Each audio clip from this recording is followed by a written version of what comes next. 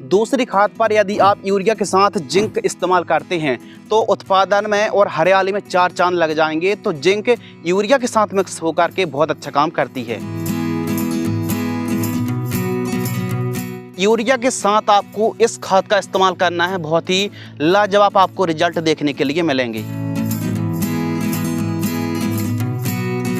इस प्रकार के फुटाव के लिए और ज़्यादा हरियाली के लिए इन तत्व की पूर्ति आपको जरूर करनी चाहिए।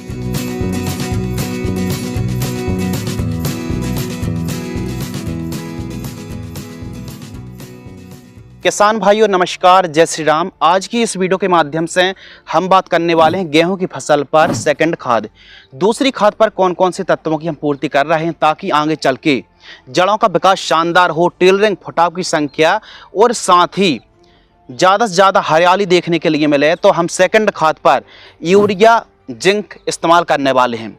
जानकारी के लिए दोस्तों हम आपको बता दें कि हमने बुआई के समय बेसल डोज में 50 kilogram DAP, 50 kilogram SSP, 30 kilogram MOP और 5 किलोग्राम सल्फर, इन सभी खादों को बुआई के समय प्रयोग किया था। इसके साथ ही फर्स्ट खाद जब हमारी गेहूं की फसल 21 से 25 दिन के बीच में हुई थी, फर्स्ट खाद में हमने 45 किलोग्राम यूरिया और साथ ही 5 किलोग्राम माइक्रो न्यूट्रिएंट और 10 किलोग्राम इफ्को कंपनी की सागरिका दानेदार सीवीड एक्सट्रैक्ट यूज़ करी थी। इसके बाद हम बात करते हैं सेकंड खाद। गेहूं की फसल में एक अच्छी पैदावार निकालने के लिए, ज़्यादा फुटाव के लिए दिशा और दशा को निर्धारित करती है सेकंड खाद, क्योंकि आगे चल के बालियों की संख्या बढ़ाने में, ज़्यादा फुटाव और पत्तियों को गहरी ग्रीननेस करने के लिए सेकंड खाद बहुत ज़्यादा ज़रूरी है। तो सेकंड खाद हम जब गेहूं की फसल बुआई से 40 दिन के आसपास की होती है तो हम यूरिया खाद ले रहे हैं दोस्तों लगभग 45 किलोग्राम। नाइट्रोजन वनस्पतिक बढ़वार में यूरिया काफ़ी अच्छा काम करती है। 1 एकड़ में 45 किलोग्राम हम यूरिया ले रहे हैं। इसके साथ ही जिंक सल्फेट 4 किलोग्राम हम ले रहे हैं। जिंक सल्फेट का जो मेन काम है ना, फुटाव, टिलरिंग की संख्या बढ़ाने में जिंक बहुत अच्छा काम करती है। जिंक सल्फेट हम 33% वाली ले रहे हैं। 33% इसमें जिंक है और साथ ही 15% इसमें सल्फर है, जो कि सल्फर और जिंक हमारी गेहूं की फसल पर बहुत अच्छा काम करती है। तो जिंक आपको जरूर इस्तेमाल करना है। 4 किलोग्राम किसी भी बेस्ट कंपनी का आप जिंक सल्फेट 33% वाला ही प्रयोग करें। तो जिंक टेलरिंग की संख्या बढ़ाने में और जब नाइट्रोजन के साथ जिंक मिक्स होकर काम करती है ना, तो गहरी ग्रीननेस हमको देखने के लिए मिलती है और एकदम स्वस्थ बढ़वार देखने के लिए मिलती है। तो दूसरी खाद में हम 4 किलोग्राम जिंक ले रहे हैं। तो जिंक और यूरिया का हम प्रयोग करने वाले सेकंड खाद पर। अब आप देख सकते हैं कि सागरिका दानेदार हमने यूज़ करी थी पहली खाद के साथ। अब जिन किसानों ने पहली खाद में सागरिका दानेदार या फिर किसी भी कंपनी का सीवीड एक्सट्रैक्ट यदि इस्तेमाल नहीं किया है तो दूसरी खाद के साथ भी सीवीड एक्सट्रैक्ट इस्तेमाल कर सकते हैं।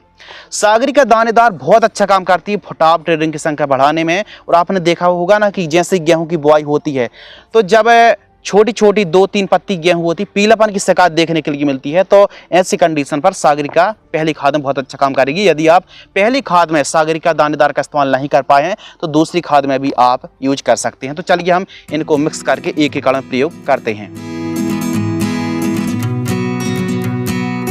जब यह जिंक यूरिया के साथ मिक्स होगी तो बहुत ही लाजवाब काम करने वाली है।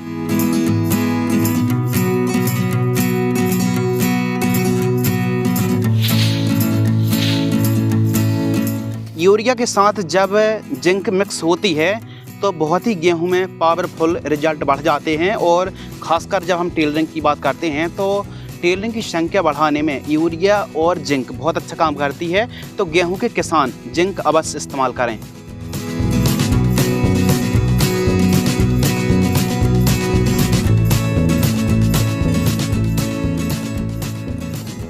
इन सभी खादों को मिक्स करके आप 1 एकड़ में प्रयोग करें।